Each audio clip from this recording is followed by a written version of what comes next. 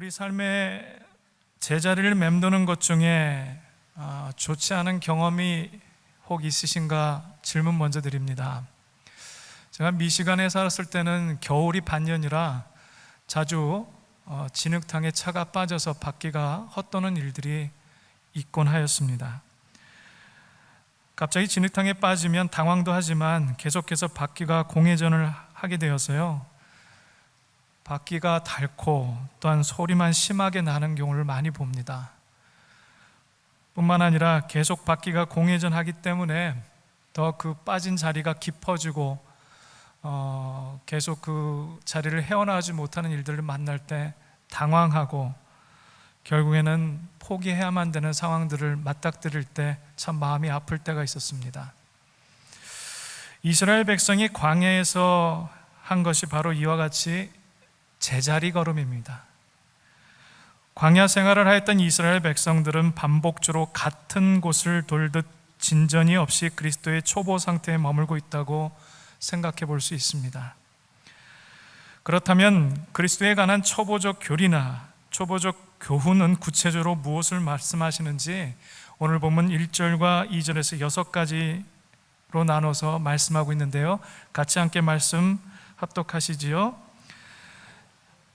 그러므로 우리가 그리스도의 도의 초보를 버리고 죽은 행실을 회개함과 하나님께 대한 신앙과 세례들과 안수와 죽은 자의 부활과 영원한 심판에 관한 교훈의 터를 다시 닦지 말고 완전한 대로 나아갈지니라. 아멘.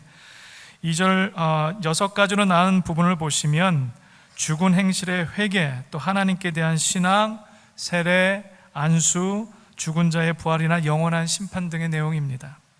또 2절 후반에 보시면 이 초보적 교훈의 터를 다시 닦지 말고 완전한 대로 나아갈지니라 라고 말씀하십니다. 터를 닦는다는 표현은 건물의 기초를 놓는다는 의미입니다. 그들은 이미 그리스도에 관한 기본 교리를 알고 있었음에도 불구하고 다시 이를 위해 시간을 쓰고 있었다는 얘기입니다. 다음으로 해야 할 일은 그 기초 위에 건물을 세워서 완전을 향해 나가야 되는데 그러지 못했다는 거죠. 성숙하기 위해서는 여러분 초보를 버리고 신앙의 성장을 이루어야만 합니다. 그럼에도 당시의 교회 공동체 그리스도인들은 바로 이러한 신앙의 기초를 다시 닦고 있을 정도로 신앙의 성장이 멈춰 있거나 퇴보하고 있었다는 겁니다. 오늘 보면은 이와 같은 사람들에 대한 이야기입니다. 제자리 걸음 또는 뒤로 미끄러진 사람들이 믿음의 세계에서도 많다라는 겁니다. 또한 히브리서 기자는 4절과 6절을 통해서 교회 공동체 안의 신앙이 이와 같이 자라가지 못하는 상황들을 설명합니다. 즉 회개가 불가능한 배교의 심각한 죄악성을 경고하고 있는데요, 여기서 심각한 죄악성이라 하면 하나님의 아들을 다시 십자가에 못 박는 것과 같이 하나님의 은혜를 능멸하는 죄악을 말합니다. 계속해서 7절과 8절에서는 배교자들이 처한 실상과 심판을 밭의 비유를 통해서 경고합니다. 그리고 마지막으로 9절과 12절을 통해서 그리스도인들이 끝까지 믿음과 인내를 지켜서 하나님의 약속을 유업으로 받을 것을 도전합니다. 히브리서 기자가 말하고자 하는 오늘 본문의 핵심은요, 믿음의 길에서 물러서지 말라는 겁니다. 4절과 5절 말씀을 다시 보시면 그리스도인에 대하여 다음과 같이 설명합니다. 4절과 5절 말씀입니다. 한번 빛을 받고 하늘의 은사를 맛보고 성령에 참여한 바 되고 하나님의 선한 말씀과 내세의 능력을 맛보고도. 영적 세계의 기초적인 것들을 경험한 사람들이라는 겁니다. 다시 말씀드려서 당시나 지금이나 교회 공동체 안에 있는 사람들은 이와 같은 것을 이미 맛보았다는 거예요. 근데 성경이 말하고자 하는 것은 여기에 멈춰 있어라 아니면 달려가라, 달려내라는 거예요. 절대 이 상황에서, 기초적인 상황에서 멈춰 있지 말라는 겁니다.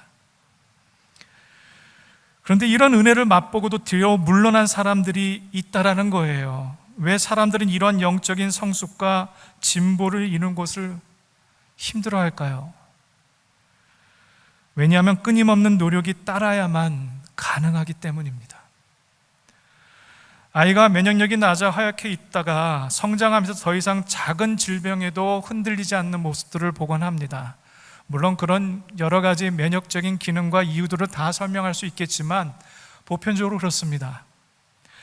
이는 자라면서 내성과 강한 면역 기능을 갖추어서 자주 질병에 노출되어도 이제는 이것을 이길 힘을 갖추었기 때문에 그렇습니다. 아이들의 성장에는요, 아무런 고통도 아픔도 없어 보이지만 절대 그렇지가 않습니다. 정신적으로 신체적으로 아이들의 몸은요, 성장과 성숙을 위해서 끊임없이 환경의 변화에 적응해야만 합니다. 뿐만 아니라 각 기관들과 신경조직이나 근육이나 호르몬 등 다양한 내부적인 변화뿐만 아니라 어떤 이 환경적인 변화에도 자신을 내맡길 수밖에 없는 그런 상황에도 우리의 내적인 기관들은 이런 일들을 계속해서 반복한다는 거죠. 아이들이 이러한 것들이 일정한 메커니즘 속에서 조화롭게 이루어질 때 그제서야 이제는 성장이 이루어지는 상황을 맞게 됩니다. 이런 성장을 반복하다 보면 어느 시점에서 성숙한 자신을 발견하게 되지요. 그러므로 성장에는 여러분 반드시 변화와 고통의 과정이 동반됩니다. 하지만 안타까운 것은 이런 과정을 견디지 못해서 제자리 걸음을 하거나 뒤로 물러서거나 우왕좌왕하다가 완전히 떠나가는 사람들이 있다는 사실입니다. 성장해야만 우리는 성숙의 기회를 얻을 수가 있습니다. 그렇다면 어떻게 해야 될까? 그래서 질문하게 됩니다. 첫 번째는요, 오늘 본문 말씀의 내용처럼 영적 초보를 버리라는 겁니다. 이것은 반드시 우리 믿는 그리스도인들이 뛰어넘으셔야만 하는 단계입니다. 초보의 상태는 여러분 무엇을 의미합니까? 단단한 음식을 먹지 못하고요, 젖을 먹어야만 하는 사람들을 의미합니다. 사도 바울은 이와 같은 사람들에 대해서 다음과 같이 이야기합니다. 고린도전서 3장 2절부터 3절 상반절입니다. 같이 합독합니다. 내가 너희를 젖으로 먹이고 밥으로 아니하였노니 이는 너희가 감당하지 못하였음이거니와 지금도 못하리라. 너희는 아직도 육신에 속한 자로다. 육신에 속한 사람의 특징은요, 늘 자기가 듣고 먹고 보고 싶은 대로만 생각하고 행동한다는 겁니다. 아이들의 모습이 그렇지 않습니까? 조금만 복잡하고 어렵고 깊은 진리의 말씀을 선포하면 별로 관심을 나타내지 않습니다. 아주 묽고 가볍고 달짝지근하고요, 부드러운 은혜의 말씀과 말에 귀를 빼앗겨 버리곤 합니다. 그래서 심오한 진리로 그런 말씀들을, 또 그런 관계를 맺고자 하면 흠집 놀라거나 아예 귀를 닫아버리곤 합니다. 예수를 믿기는 하지만 나 중심적입니다. 어렵게 예수를 믿고 싶어 하지 않습니다. 쉽게 예수를 믿고 싶어 합니다. 헌신이나 조금 더 깊이 나의 삶을 하나님께 드리는 것에 대해서는 별로 그다지 관심이 없습니다. 항상 쉽게 예수를 믿고 싶어 합니다. 신앙생활에 있어서도 조금만 푸시하는 것 같으면, 아니 왜 나에게 이렇게 강요하십니까? 내가 편안하게 예수 믿고 싶고 내 페이스대로 그 길 걸어가고 싶은데 왜 강요하십니까? 라고 오히려 반문합니다. 순종을 요구하면 당장 반발하지요. 푸시하지 말라는 거예요. 뿐만 아니라 말씀의 가르침을 잘 받지 않으려고 합니다. 영적인 편식 현상이 아주 강한 시대에 살고 있습니다. 베드로전서 2장 2절에서는 다음과 같이 이야기하는데요, 함께 합독하시겠습니다. 갓난 아이들같이 순전하고 신령한 젖을 사모하라. 이는 그로 말미암아 너희로 구원에 이르도록 자라게 하려 함이라. 아이들이 건강하게 자라려면 가장 결정적인 것이 무엇인 줄 아십니까? 맞아요. 초유예요. 맞아요. 초유에 왜 초유가 중요하죠? 이 아이들의 앞으로의 건강을 좌지우지할 수 있는 바로 영양이, 면역력을 주장하는 그런 여러 가지 요소들이 이 초유에 있기 때문에 그렇지요. 다시 말씀드리면 아이들이 잘 성장하기 위해서는 이 영양 상태가 무엇보다 중요합니다. 베드로가 언급하고 강조한 것은요, 젖을 먹는데 그 젖을 사모하라는 거예요. 갓난 아이들이 잘 자라려면 반드시 엄마 앞에서 울며 젖을 원해야 합니다. 영적으로도 여러분 역시 마찬가지입니다. 영적으로 사모함이나 갈급함이 있어야 성장과 성숙이 더불어 일어납니다. 아이들이나 어른들이나 어떤 종류의 음식을 먹는가를 보면 그 사람의 건강의 유무를 미루어 짐작할 수가 있습니다. 그러므로 영적으로도 어떤 말씀을 얼마나 먹는가 하는 것이, 그것이 바로 건강과 성장에 있어서 가장 결정적인 요소가 됩니다. 믿음은 들음에서 나고 들음은 하나님의 말씀으로 말미암는다는 것 알고 계십니다. 말씀을 들어야 믿음이 자라고 자꾸 들어야 믿음이 성장합니다. 말씀에 대하여 더 알고자 하지 않는다면 스스로 초보에 머무는 삶 그 이상은 성장할 수가 없습니다. 말씀을 듣고 제대로 소화하지 못하면 분명한 것은 영적 무지에 빠지게 됩니다. 무지에 빠지면 바로 오는 것이 분별력을 잃어버린다는 겁니다. 분별력이 없다는 것은 우리의 삶의 혼돈과 불완전한 삶, 요동치는 삶을 살 수밖에 없다는 겁니다. 단단한 음식을 먹고 소화하게 되면 이를 통해 자라고 점점 힘을 얻게 됩니다. 소화만 해내기만 하면 그 말씀이 위력을 드디어 드러내게 된다는 거지요. 말씀이 내줘야 되는 사람들은요, 성경에 기록한 것 같이 세상이 감당할 수가 없습니다. 세상이 감당할 수 없다는 사람은 바로 이와 같은 사람들입니다. 지금 어려움을 당하고 있어도 또 그 말씀이 내게 들려주고 그 말씀이 능력이 되어지면 그 고난은 나에게 아무것도 아닙니다. 내 삶의 미래가 불안하고 답답하고 두려운 것은요, 그 현실의 삶의 문제, 그것 때문이 아닙니다. 말씀이 들려지지 않기 때문이라 저는 믿습니다. 들려진다고 하여도 나에게 그만한 말씀에 대한 신뢰와 믿음이 부족하기 때문에 우리의 삶이 자꾸 요동치는 겁니다. 아무리 힘들고 어렵고 미래가 두렵고 답답해도 하나님의 말씀만 임하면 우리는 안정감을 누릴 수가 있어요. 그 말씀이 나를 이끌어가고 그 말씀이 나를 책임지고 그 말씀의 약속이 나의 미래가 될 것이기 때문입니다.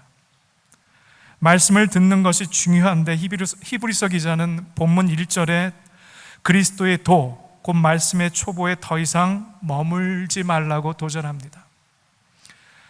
초보에 머문다는 것은 아직 과거의 삶을 벗어버리지 못하고요, 옛 옷을 입고 있다는 겁니다. 초보를 버린다는 것은요, 말씀을 먹고 제대로 소화해내면, 진리의 말씀으로 무장되면요, 더 이상 과거의 삶에 매이지 않는다는 거예요. 그리고 우리는 주님이 원하시는 완전한 목표까지 경주할 수 있는 힘을 얻게 됩니다. 옛 옷을 버리고 과거의 삶에 매이지 않게 해서는 여러분, 두 번째로 완전한 대로 나아가셔야 합니다. 우리의 목표는요, 그리스도의 완전함까지 자라가셔야 되는 겁니다. 그냥 이대로 이것이 만족합니다, 지금까지 달려왔는데 뭘, 나머지 인생은 하나님 만날 때까지 평안으로 그렇게 잘 지켜내기만 하면 되지 라고 생각하실 수도 있습니다. 그러나 분명한 것은 하나님 이 말씀에 연령 제한을 두고 계시지 않습니다. 어린아이나 어른이나 나이 드신 노인분들이나 모두가 한결같이 하나님 만나는 그 순간까지 이 성숙함을 위해서 완전한 데까지 나아가라는 겁니다.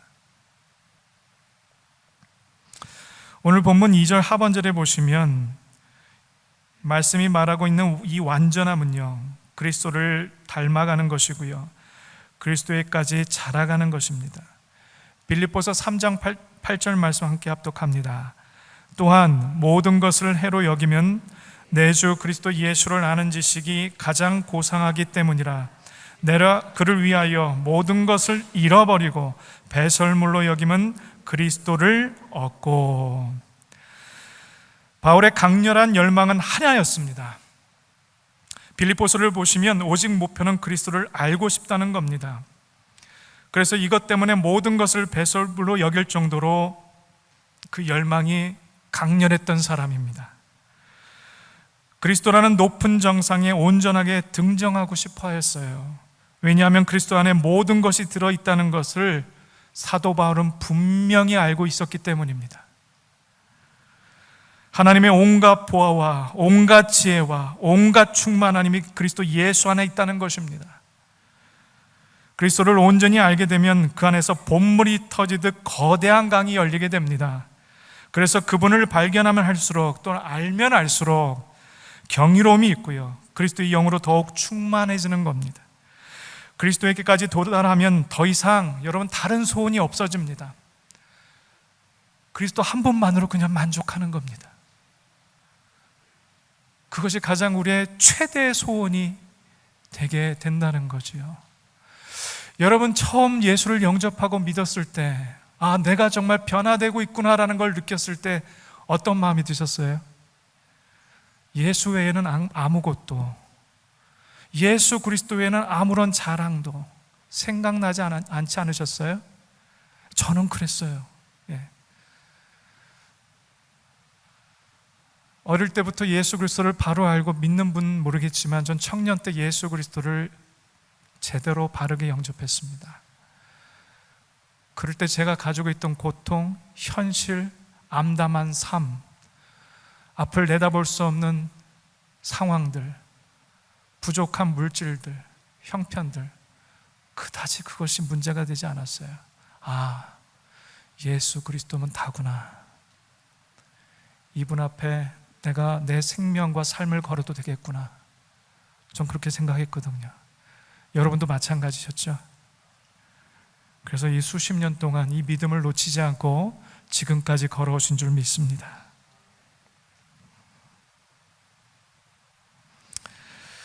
세계로 어디를 가든지 산을 좋아해서 등산을 즐기는 분들을 자주 보게 됩니다. 이는 올라가는 길은 저마다 서로 쉽지 않지만 정상에서 느끼게 되는 그 상쾌한 기분과 또 도전에 대한 성취감들이 좋기 때문에 아닐까, 그렇게 생각해 봅니다. 높은 산일수록, 또 험난한 산일수록 도전에 대한 성취감은 아주 높습니다. 그러므로 성장을 간절히 원하는 그리스도인들이라면 동네 뒷동산에 깃대를 꽂고, 야, 내가 드디어 정상에 도착했네 정도로 만족하실 것이 아니라 깊은 계곡과도 마주하셔야 되고 숨이 턱 밑까지 찰 정도의 힘든 높은 산 정상에 여러분들의 눈길을 돌리셔야만 합니다. 편안하고 안전한 곳에 안주하시게 되면 절대 성장과 성숙은 이룰 수가 없습니다. 적당한 수준에서 대충 넘어가기만 한다면 커다란 위기에 부딪혔을 때 중요한 것은 완전히 무너진다는 거예요. 그런 내성이 없거든요. 성경을 좀 아는 것으로 신앙이 자랐다고 착각하면 절대 안 되십니다. 성경을 아는 것과 그리스도를 아는 것과는 다릅니다. 그리스도를 아는 것은 우리 일평생에 도달할 수 없는 높고 큰 산입니다. 왜 그렇습니까? 여러분들이 그렇게 힘들어하신 66권의 내용조차도 그리스도의 가장 작은 부분만 드러내고 있기 때문에 그렇습니다. 어떻게 그걸 다 담아낼 수 있겠습니까? 근데 성경 66권을 다 암송했다 하더선 치더라도 대단한 일이죠. 그래도 하나님의 지극히 작은 부분만 알고 계신 거예요. 그러니 성경을 아는 것과 예수 그리스도를 아는 것이 어떻게 비교가 될 수 있겠습니까? 그러니 자랑할 수 있겠습니까? 자랑할 게 아무것도 없어요.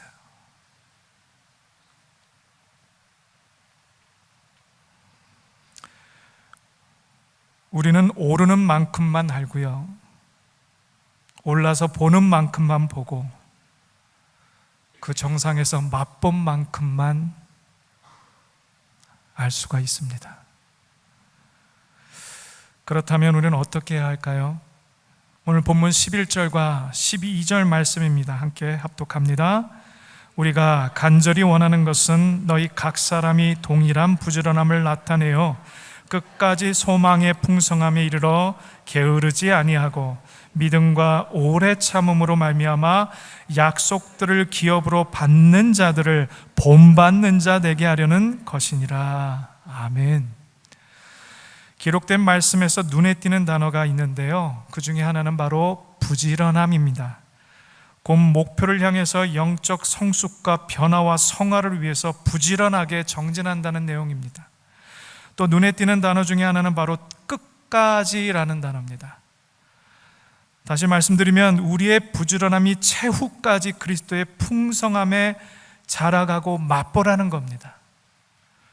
그 진리의 길 비록 힘들고요, 어렵고 참 된소리를 맞더라도 지속적으로 그 길을 걸어갈 수 있는 것, 그것은 바로 인내와 부지런함입니다. 히브리서 기자가 말하고 있는 당시 교회 공동체에서도 열정적으로 섬기고 잘 사역하고요, 한때 잘 믿었다가 이내 믿음을 버리고 이탈하는 사람들이 많았다는 겁니다. 그리고 본문 전체에서 말하고자 하는 것은 바로 이런 사람일지라도 또 이런 사람들이 되지 않기 위해서 영적인 진보가 일어나야 한다는 겁니다. 영적 성장이 멈춰 있으면 결단코 안 된다는 거예요. 영적인 삶에서만큼은 절대로 물러설 수 있는 길이 없다는 겁니다. 멈춰 있으면 도태되고 결국엔 믿음을 포기할 수밖에 없다는 거예요. 아시잖아요. 한국에 있는 몇몇 큰 목사님들의 비리와 교회 공동체의 문제 앞에서 얼마나 많은 사람들이 가나안 교인들로 바뀌어집니까? 안나가 교인들. 신앙을 포기하고 아예 교회 공동체에 나가는 걸 내려놓습니다. 난 그냥 인터넷으로 믿음 생활을 할래. 보기 싫어. 근데 사실은 그 또한 건강한 믿음의 모습은 아닙니다. 그렇기 때문에 믿는 교회 공동체 저와 여러분 모두가 이와 같이 영적인 성장을 일구 가셔야만 합니다. 이를 통해서 믿음의 후배들과 또 새롭게 믿는 이들이 도전과 은혜를 받아 하나님의 사람으로 우뚝 설 수 있는 줄 믿습니다.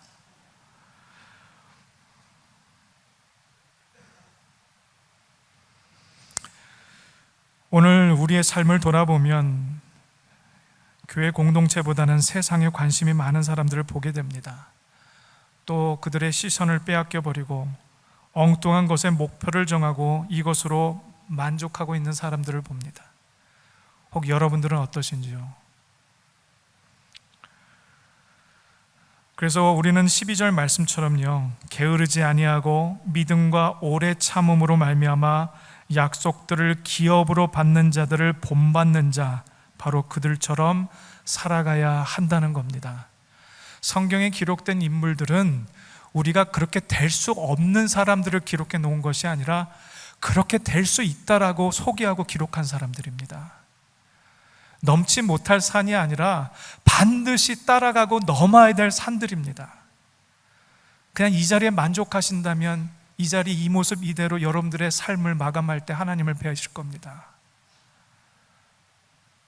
내가 한때는 젊었을 때는 왕년에는 교회를 위해서 그다지도 헌신하고 치밀하게 계획하고 모든 일을 하나님 아버지의 말씀을 듣고 말씀에 따라 순종하였건만 지금은 뭐 라고 생각하시면 이제 생각을 바꿔내셔야 됩니다. 그 생각 지금도 하셔야 됩니다.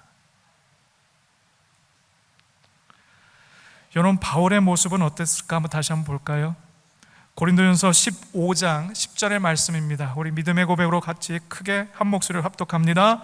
그러나 내가 나된 것은 하나님의 은혜로 된 것이니 내게 주신 그의 은혜가 헛되지 아니하여 내가 모든 사도보다 더 많이 수고하였으나 내가 한 것이 아니요 오직 나와 함께 하신 하나님의 은혜로라. 아멘. 이런 고백과 삶을 이뤄내시기를 간절히 축원드립니다. 사도 바울은 받은 은혜의 간격이 너무도 커서 이 은혜를 헛되게 허비하지 않기 위해 다른 모든 사도들보다도 더욱 많이 수고하고요, 희생과 헌신을 감당하였다고 고백합니다. 즉 하나님께서 내게 보여주신 것이 있기 때문에 더 이상 가만히 있을 수 없었다는 거예요. 그리스도에게까지 도달하여 가지게 된 측량할 수 없는 그리스도의 그 풍성함과 도저히 세상 그 어떤 언어로도 표현할 수 없는 강력한 그 체험들, 자신을 완전히 앞다고 사로잡는 스스로도 주체할 수 없는 경험이 얼마나 컸던지 사도 바울은 이 모든 것이 지금까지 함께 하신 예수 그리스도의 은혜라고 고백합니다. 또 그와 같이 살아갔습니다. 하나님의 사람들이 영적인 초보를 버리고 영적으로 성숙하면 하나님의 은혜가 우리 가운데 임함으로 우리의 삶의 전 영역이 폭발적으로 변화되게 됩니다. 여러분도 많이 아시고 보셨겠지만 저도 참 그런 분들을 많이 봤습니다. 예수 믿고 옛 악한 습관을 버리고 하나님의 말씀을 순종하는 삶으로 돌이키는 사람들, 진정으로 예수 만난 사람들, 자신이 깨닫고 득도한 내용으로 삶을 바꿔낸 것이 아니라 전적인 하나님의 은혜로 그 말씀의 도전으로 성령의 감동으로 변화받은 사람들, 그들은 지금까지도 그들의 삶의 성장을 멈추지 않는 것을 봅니다. 여러분도 그분들의 한 분이신 줄 믿습니다.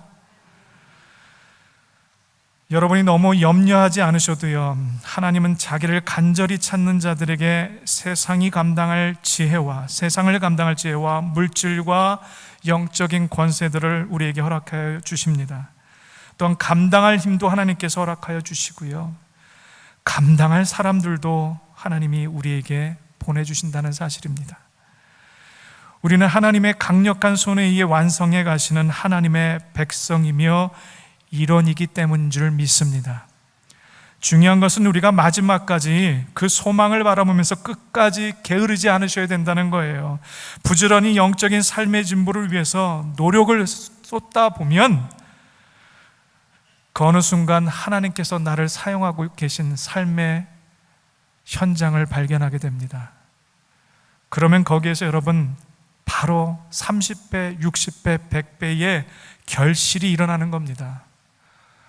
혹이라도 입만 무성하게 전혀 열매 없이 있지는 않으십니까? 그리고 입만 무성한 걸 가지고 나 참 열심히 노력했어, 애썼어, 희생했어라고 자기의 마음을 안도시키고 계시지는 않습니까? 하나님이 함께 계시는 곳에는 입만 무성하지 않습니다. 반드시 열매가 드러납니다. 그래서 그 사람의 신앙이 있고 없고의 유무는 그 사람의 열매를 보고 알 수가 있습니다. 이파리가 아닙니다. 하나님이 누굴 쓰십니까? 주님을 위해 무엇인가 하려고 하는 사람들이요, 적극적인 사람들이요, 자신의 몸을 던지는 사람들이요, 한때의 열정이 아니라 끊임없이 부지런함으로 끝까지 소망을 붙잡고 믿음의 길을 최선을 다해 달려가는 그런 사람들을 하나님은 쓰시겠다는 겁니다. 엉거주춤 하지 마시라는 거예요. 여러분들께서 인정하시든 그렇지 않으시든 지금은 타락의 위험이 곳곳에 도사리고 있을 뿐 아니라 지금의 시대를 많은 사람들이 바로 배교의 시대라고 얘기합니다. 배교자들이 일어나고 타락한 자들이 일어납니다. 교회 안에서 형편없이 타락한 자들이 일어나고 믿음의 침체에 빠진 사람들이 일어납니다. 그러한 사람들이 어디에서 일어나는가 하면 영적인 제자리 걸음을 하고 있는 사람들, 영적 침체에 빠져서 아무런 감동도 헌신도 없는 그런 사람들 안에서 일어나고 있다는 사실이에요. 수천 년 전에 교회 공동체, 히브리서 기자가 말하고 있는 이 히브리 공동체 가운데도 그런 사람들이 수도 없이 일어나고 있었다는 겁니다. 방금 전에 언급했던 이 베드로 전후서를 기록한 베드로 시대의 사도의 그 시대 베드로 공동체 안에서도 그 말씀을 읽어보시면 알겠지만 수도 없는 배교자들이 일어납니다. 지친 삶의 문제들, 가족의 문제, 환경의 문제, 자녀의 문제, 가면 갈수록 믿음을 지키려고 하는데 삶의 제약은 더더욱더 많아지고 살아갈 수 없는 현실 앞에서 어쩔 수 없이 배교해야만 되는 그런 상황들을 맞닥뜨리는 공동체가 2000년 전에 있던 이 사도들의 공동체였습니다. 그런데 지금은요, 다를 게 없습니다. 환경과 문화와 상황만 바뀌었을 뿐이지 일어난 일은 동일합니다.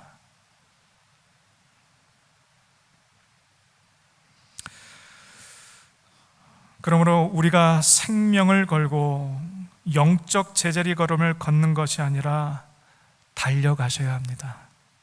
멈춰 계시면 안 됩니다. 참 다행인 것은 주님께서 바로 이런 사람들을 위해서 승리의 길을 예배해 주셨습니다.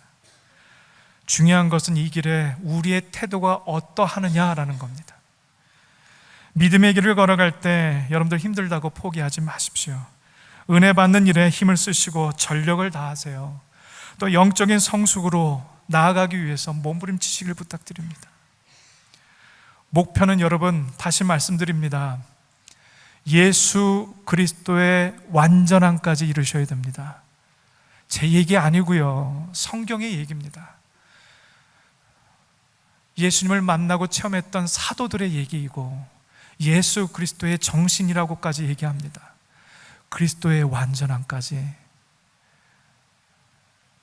나아가셔야 됩니다. 맡겨진 일에 최선을 다하고요, 적극적으로 맡기신 기업에 대해서 달려나가셔야 됩니다.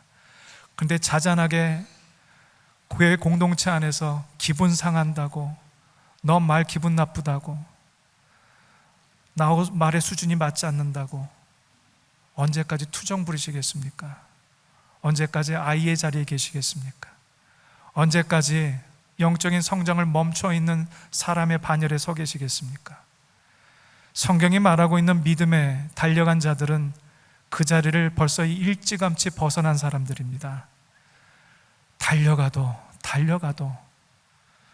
그 가운데 예수 그리스도를 끝까지 놓치지 않았던 사람들, 저와 여러분 모두가 그런 믿음의 선배들처럼 또 예수 그리스도를 닮아내는 완전함에 이르는 사람들이 되시기를 간절히 축원드립니다.